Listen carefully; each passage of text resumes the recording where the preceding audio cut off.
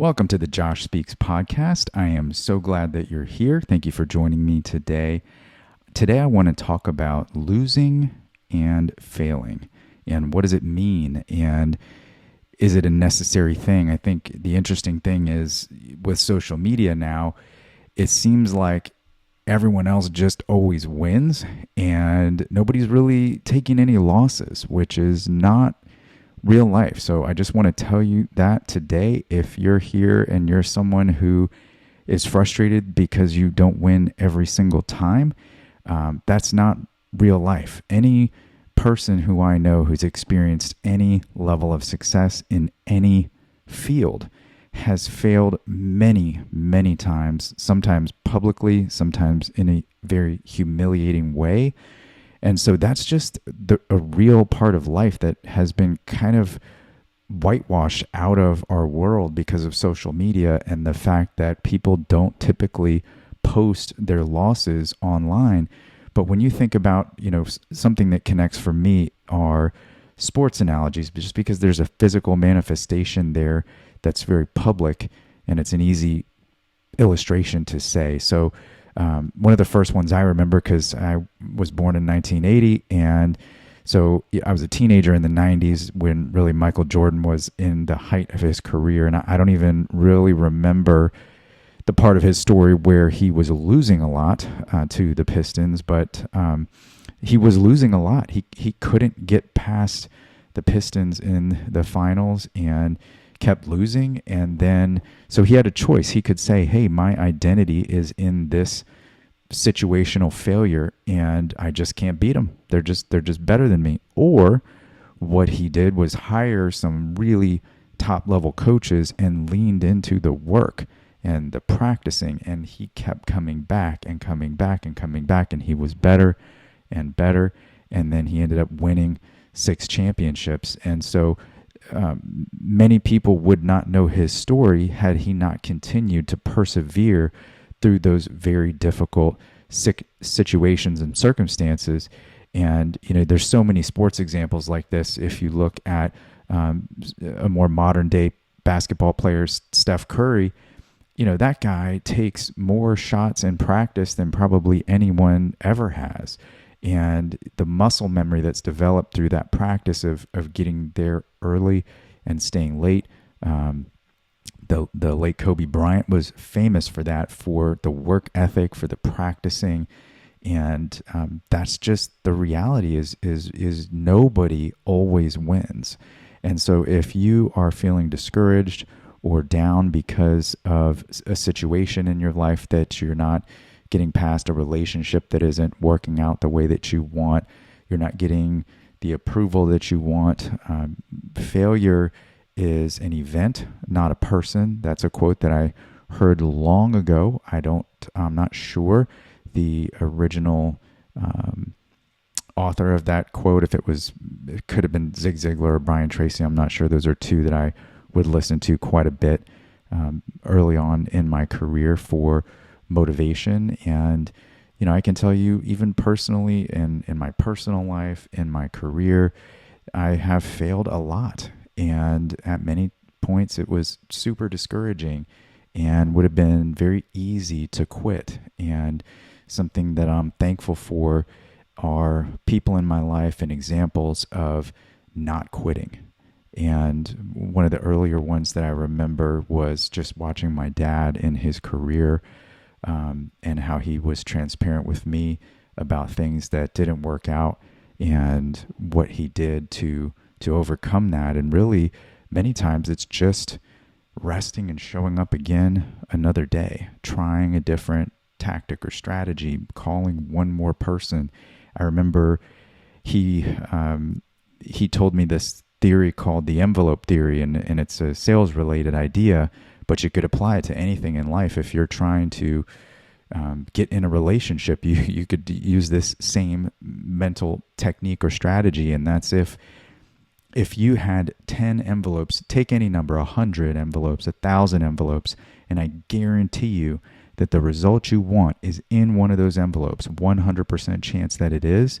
You just have to keep opening the envelopes. If you open 5 envelopes or 15 envelopes or 27 envelopes and you don't get the result that you want, you just have to keep opening envelopes and the result you want is in there. Sometimes it won't look exactly the way that we think it might look.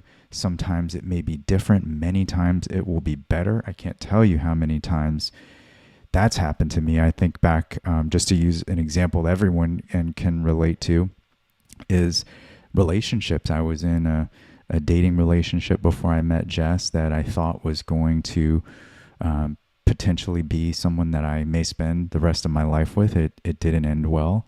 I found out through a mutual friend that she actually was cheating on me, which was super awesome. And so that relationship ended in flames, and it was really sad, and I wasn't sure where to go from there. And it was really sad. And in a short time after that, I dusted myself off. I got back into the dating game. Jess and I actually met online, and we met on a website called Christian Cafe. I'm not sure if they're even still around, but I was on every website at that time. Match.com was a big one. There was several others. I can't remember the name. But I actually met Jess when she was on her free trial on christiancafe.com. So we were kind of like early pioneers in that online dating space. And Jess and I met, and we got married, what many people thought was shortly after that.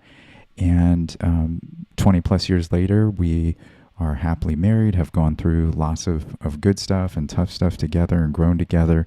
But that relationship is infinitely better than the one I was in that I was sad that it ended. So if you just stay in the game, take another shot, rest, learn, get around other good, positive people who encourage you, and never forget that failure is a part of life. In fact, the reality is I was at a Brandon Lake concert last year in Estero, Florida, and between songs, he talked about that. I love when you're at a concert and the artist speaks between songs. They say some of the most profound things I've found. So he said this thing that really connected with me, and he said, most of life is in the quote unquote valley. And that was so, I related to that so much, because especially in my personal world and my professional world over the last few years, it just feels like there's just been so many hard things with our new home build and our new home. We've had some things that have taken some energy, and the market has been a little tougher to navigate, although still great. It's different. And just the idea that, hey, you know what? All of life isn't supposed to be that mountaintop experience. That mountaintop experience wouldn't feel how it is if every part of life was like that. And then I also think about character development and tenacity.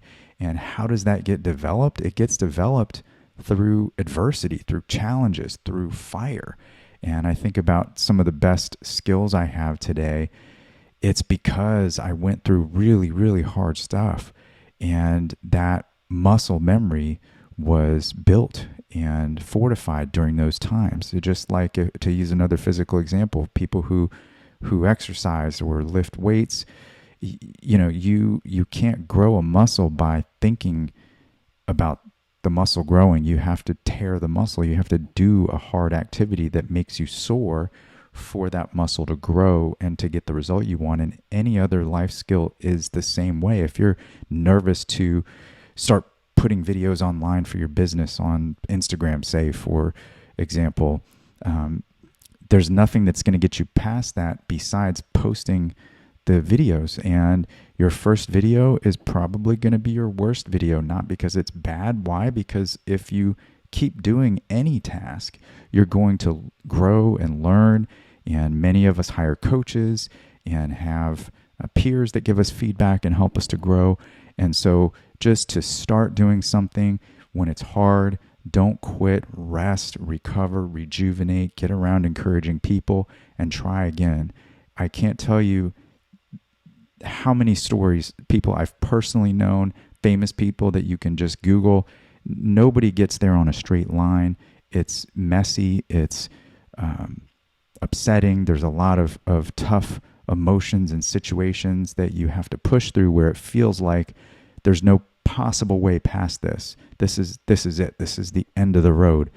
And then they take one more shot. They do one more thing, and then they get the result that they want. So I just wanted to share that today because this is something I think that is super common for really any person today.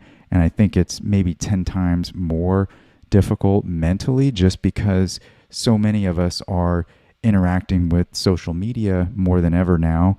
And, people curate their social media accounts in a way that could easily leave us feeling like, hey, I'm the only one who ever takes a loss. I'm the only one who ever has a hard time. And I promise you, nothing could be further from the truth.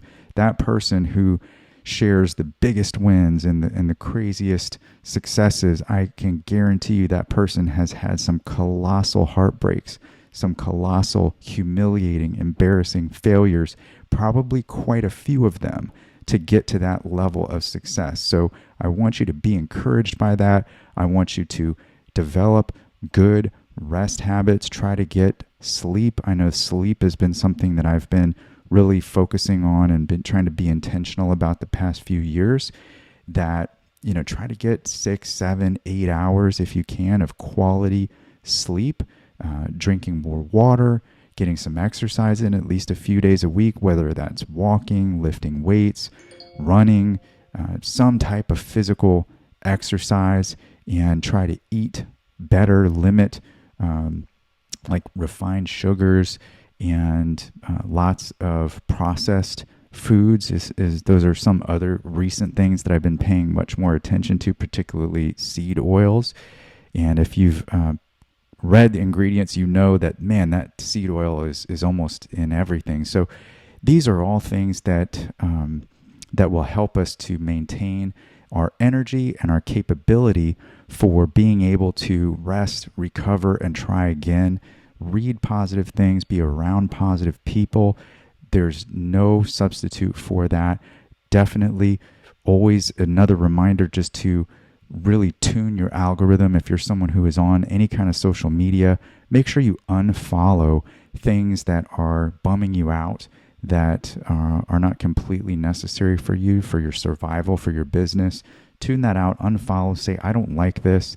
And try to curate that to where it's something that is bringing you life rather than taking life away from you. So be encouraged, everybody. Have a great day. Thank you so much for taking the time out of your day to listen to my podcast. I am very grateful for that. Until next time, keep being awesome. You were made to be great, and never forget that.